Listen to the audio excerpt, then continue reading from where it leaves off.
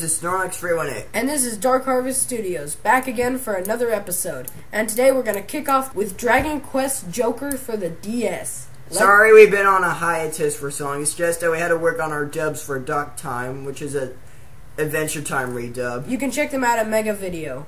Yeah, it's links on my channel if you want to go watch it. Alright, let's start off this review, shall we? We start off with a character who I'm just going to name Anonymous. You can name it whatever you want. Yes. Now, the reason why we find him in is that we find him in jail for what I believe is murder in the first degree. But when he's taken out, he decides that he's actually a top secret agent that needs to be sent to a monster tournament, so that way he can find out what this man named Dr. Snap is up to. So his father, who is actually the commander of this secret agency, gives him a ranger ring so that way he can find all these monsters, train them, and then evolve them, combine them, breed them, every single thing you can do with a monster. Don't do anything, 44 fans. And he ends up trying to uncover the raveling secrets of the monster world. Now on to graphics. The graphics are just kind of three-dimensional a bit. It's got the same designer as Dragon Ball Z series, so it's got a lot of imagination, but you're gonna see a lot of things that look like they're out of Dragon Ball Z.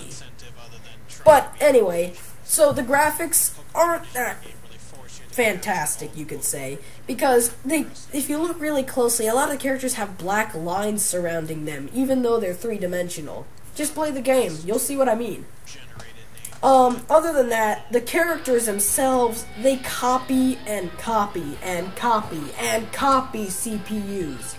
And by that, I mean sometimes they just change the different colors of the character. And sometimes they attack 2 times, which is unfair. Double attacks are kind of cheats. And plus, with your character, it's random chance. For the opponents, it will happen every time.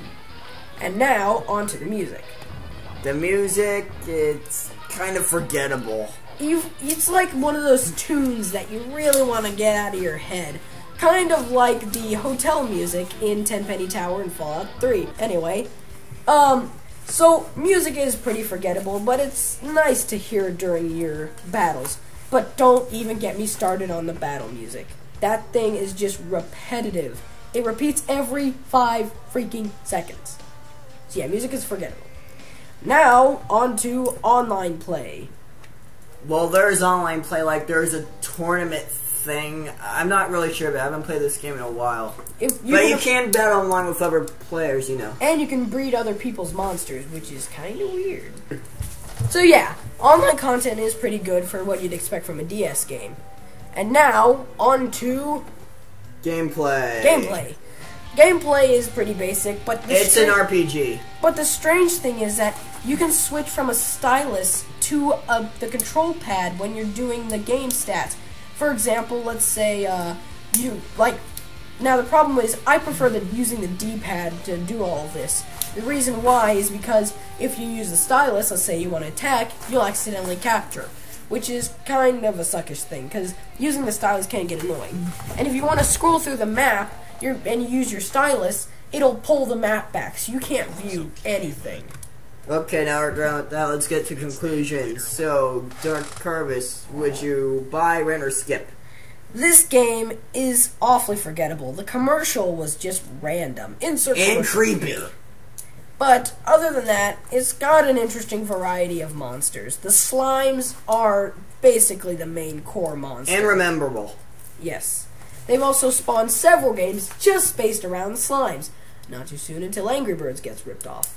But, on this other subject, music is forgettable, graphics are meow, and basically, yeah, the game's pretty weird. And if you're a good fan of monster games, and you know, all that kind of stuff, if you like Monster Rancher, you might like this game. It's got a nice adventure, and I have to add one note.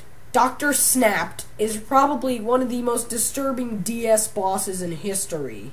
Spoiler alert. So, what'd you rate it?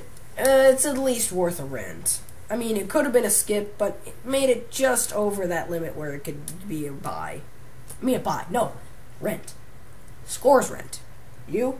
Well, I haven't played this game in a long time, and I would say buy, but I'm got to go with rent, because, well, they are making a sequel. I did hear that at E3 this year. Probably one of the only trailers at E3. But it's going to be for DS, not 3DS. Probably one of the only the trailers for video games at E3 that wasn't disappointing, along with Azuro's Wrath. One pissed off guy. So the overall score is Ren. So try it out and see if you like it. Yeah. Not to mention Redbox, if any of you use it, is actually now letting games in, so you can probably buy it. Oh yeah, Redbox. And before we talk about the next review, if you watched our Team Fortress 2 review, it's now freaking free now. And don't forget to view Meet the Medic. Yeah, it's freaking awesome. That's how I actually lost my medical bill, by watching that video.